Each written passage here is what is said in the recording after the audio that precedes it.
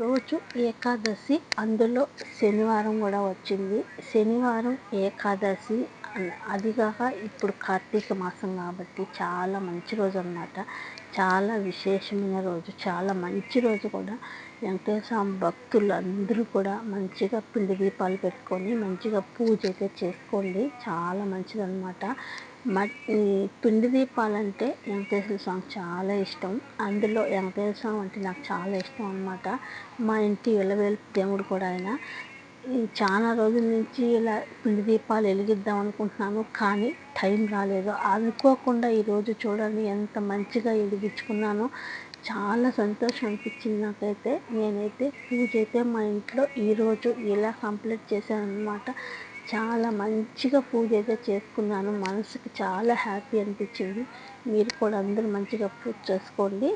గోవింద గోవింద హరి గోవింద. ఓం నమ శివాయ.